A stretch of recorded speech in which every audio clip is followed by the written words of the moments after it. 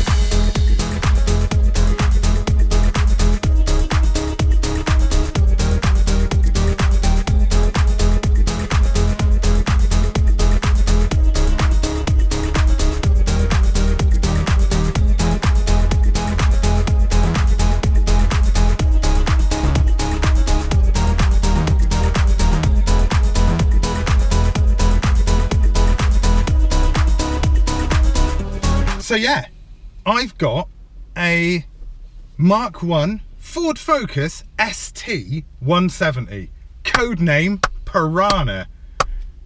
Thanks, Ed. Ed's ridiculous clap in there suggests that he doesn't like this car, but he actually does. I love the colour. It's Imperial Blue. Yes. And I bought this car because the Cube is broken. If you've seen the last video, the Cube is not working, and at this moment in time, I can't afford to fix it.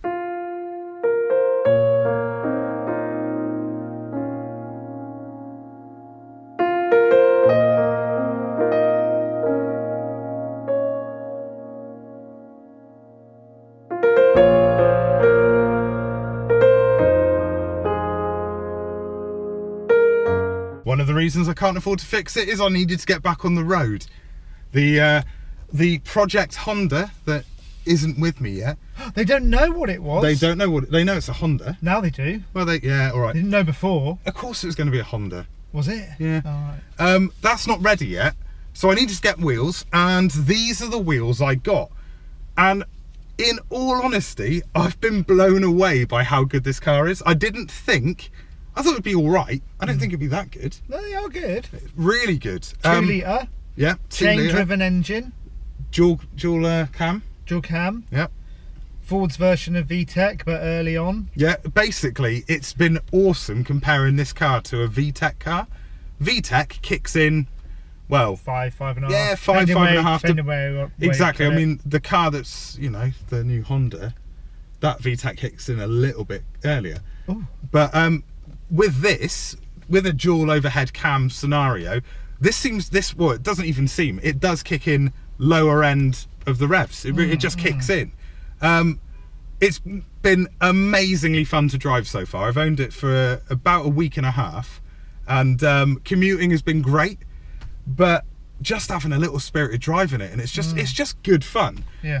I was lucky enough to pick one up where the bodywork is almost pristine, high mileage. It's nice condition, yeah.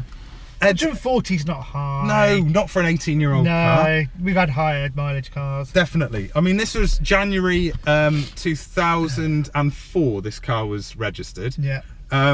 So it does make it 18 and a half years old. And it's not rusted, completely rusted. No, we found one patch of rust. Well, not even that. It's just like the under the sills do have like holes, but they're there from factory and they've just gone a bit crusty anyway. What we could do is just scrub that back and put a bit of crust stuff and paint over it. It's like the arches haven't gone at all. No, the arches are good. It's a solid car. And it feels a lot quicker than it on paper it suggests as well. Oh, it really does. It feels quicker than 170 brake, which is a weird number, isn't it? 170. It's odd. ST170. Why not, like, it's only 20 more than the 150 ST. I think back in the day they should have gone, well, let's just squeeze 200, but would that been pressing the toes of the RS at the time, the RS Mark 1 Focus. I think What's the that? RS is 220. I think it's 225. So that could have been stepping on the toes of that at the time. Yeah. So maybe they did. I mean, that's turbo though. So, but maybe they did depower it because they didn't want to go into that sort of area. Because a lot of people would have gone for this at 200. Yeah. For that price range, then the RS 220-ish. And if they'd put the price up, if this was a 200 brake car at the time, the price would have been too expensive for what you do actually get. Yeah. So it makes sense. Yeah, it's a weird one though. Because it's 170 brake. It's got just under 200 newton meters of torque. Torquey. Which, you know, to be fair, for a naturally aspirated engine, that's good. Fairly torquey. Honda. It does definitely feel quicker than it actually is. Yeah. And we're going to do a driving video soon, and I am blown away by how good this car drives. So I'll save a lot of that for that video. But one thing that you know, I bought the car. I've always had a little bit of an interest in fast Fords, but you know, I didn't really think about buying one until this became available. And I did some research afterwards. So what separated the ST170 from I wonder what maybe a gear, is it 1.8 gear? Yeah, 2 litre what gear. separated a lot of it is the fact that the engine, top part of the engine is an aluminium. Nice. So lightweight. Yeah. It's tuned by Cosworth. Nice. The engine's made in conjunction with Cosworth, which is insane. Like, they did the exhaust manifold. Yeah. I think they did the inlet manifold. Like, it's like inspired. It's like a baby Cosworth, and I think that's probably why it feels it picks up so well. This is as you would have seen from the B-roll, this is a 5-door hatchback. I didn't get the 3-door. To be fair, this fell into my lap at an amazingly good price, and it's good value. I've bought it to replace my daily. This is my current daily, and you know, there's a child seat in the back here because I drive my daughter around a fair amount. So, you know, I paid 1,500 quid for this car. It's not bad. It's not bad at all. I'm the 4th owner. I'd have got it for 1,200. Well, I offered 1,250. It was up for 1,800. Yeah. I offered 1,250. Yeah, but they wouldn't have been dealing with Big Daddy B, would they? Big Daddy B. big Jamie Oliver and his Masaka. Jules, I'll give you 12.50. Would you like to have some Lebanese food tonight, Jules? I can cook some. We held it back from the school's the menus. And that's enough of Jamie Oliver. But it had a couple of little issues, and I mean little. The one I knew about was the passenger wing mirror. Oh yeah, it was floppy, wasn't it? Yeah, it had clearly been knocked, and it still worked, but you know, the casing was cracked, and I paid 30 quid. I got a second-hand one. I put it in today. Yeah. All the electrics work. Win. And it's still a bit rattly. Yeah. Well, it's not. It's all right. An issue that happened the day after I bought it, which I didn't know about, was the window regulator where my daughter would sit. So I'd driven to Plymouth and back in this car. I went to pick up my daughter from nursery, and she went, "Daddy, can I have my window down?" Of course you can, because she likes to say, "See ya, wouldn't want to be ya," when I aggressively overtake people on roads that you don't really need to do that on. Yeah. Because I might be 39, but there's a child. I've got a child heart. Yeah. Want to have fun. Boy, man. Oh, man, girls, boy. just want to have fun. But the window went down, got home, parked up. It's not going back up. Couldn't get a part because it being bank holiday Monday. Couldn't get a part until the Tuesday. Got it. It turned out to be a bit of a two-man job, and Ed was unavailable. I had COVID. Yeah, Ed was ill, and for the second time COVID, yeah. I know. I'm like the Lazarus of COVID. You are, yeah. You've risen again. Yeah. It has risen. My neighbour Bearded Mark, who you might have seen in one of the Q videos. Mattress Mark. He came and was really, really helpful. And but like, because the window was all the way down, I couldn't get access to the bit of the regulator I needed to sort of adjust and push the bung out that holds the window in. You were like crying, weren't you? I've had to put a tarpaulin over. Yeah, I was pissed off. Like I just bought it. I'd driven it once, and then I had to put a tarpaulin over it for a weekend. Focus broken. Honda not ready. Not ready. Not even close geographically. No, but the part came. And I noticed that the driver's cluster switch in the driver's door for the windows, there was an issue. And the issue was that it was on permanently locked back windows, and I couldn't change it over. So I thought, well, I'll get a new switch whilst I'm at it. Got the regulator in, pressed down, and the window went up. So I went, oh, this switch is knackered. The next day the switch came, put it in, and everything works beautifully. Nice. So yeah, the wing mirror sorted, that's sorted, everything works. That's sorted, and this car hasn't missed a beat in the time I've owned it so far. I think it's awesome. I think it looks really cool. From certain angles, maybe a little bit frumpy, a little bit boring. Other angles, immense. The 17-inch OEM wheels are lovely. They need, they could do with a little bit of a refurb, but there's not really any curb marks on them. It's just a little bit of again, any more aggressive styling would have disrupted the RS. Yeah. Because that's got the big flared arches. The flared arches, yeah. So they couldn't have really done much just to make it like impact on that. So that's why it's kept sort of looking standard wise, isn't it? This car, when it came out at the late 90s, it would have been up against your German equivalents like Golf GTIs. Yeah. So that would have been what, Mark 3 at that point? Mark 3 moving into Mark 4. I mean, this had, just look at the figures. This has got a lot more performance than its contemporaries, other than maybe Audis. And I mean, would I put this up against a Mark 1 Audi S3? Probably not. What about an EP3? That would be interesting. I was thinking that if I saw my EP3 or even FN2, it might have embarrassed me a little bit. I mean, the thing is, the way it did, obviously the way the power's different band, isn't it? With Civics though, it would have been the same age group, would have been the EK9, which is obviously JDM only. 2004, but the car, these cars came out in like 98. Well, when did EP3 come out? 2001, the first end of 2001. Sort of same generation. So yeah, you could. To be fair, this is a 2004 model. So yeah, to be fair, yeah, it would be interesting to see how it compares to an EP3. Maybe different power. Maybe at one point, maybe maybe during the driving video, or maybe a separate video. You've recently owned an EP3. Yeah. Maybe give this a go and compare the two, because it's still going to be fresh in your mind. It's not the first EP3 you've driven. No.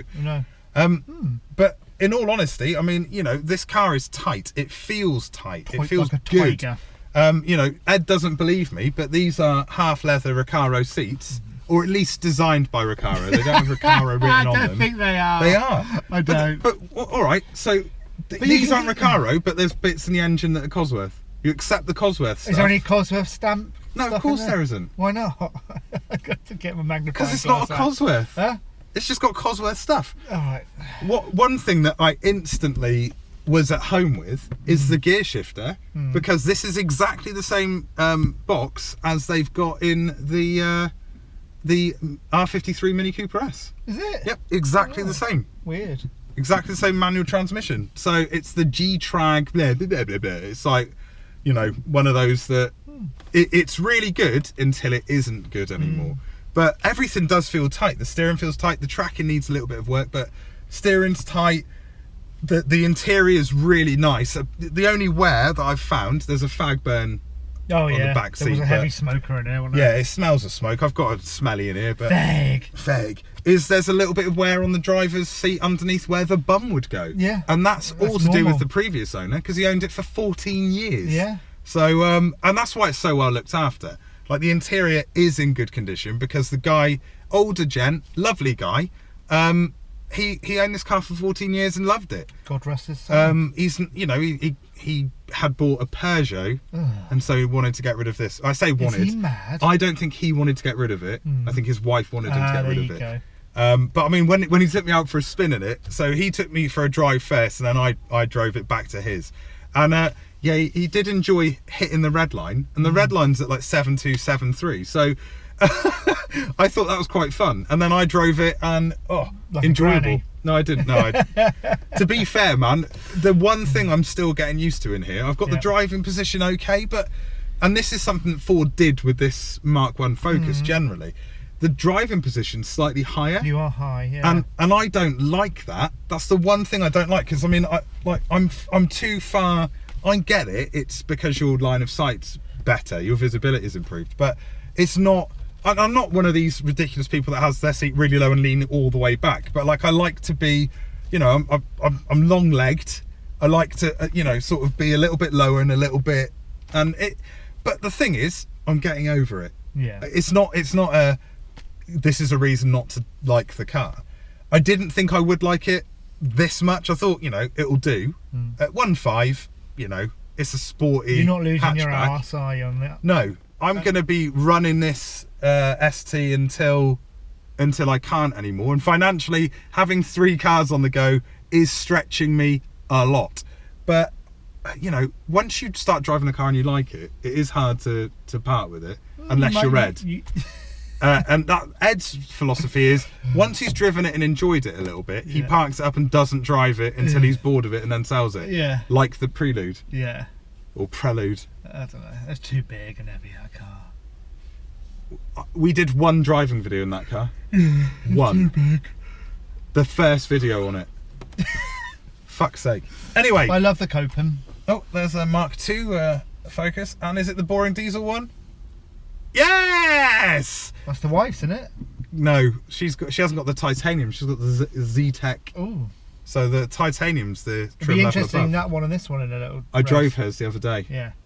Because she kept going, mine's still faster because I've got all the torque. She's not Alan Rickman or somebody doing an impression of Alan Rickman. Oh my God.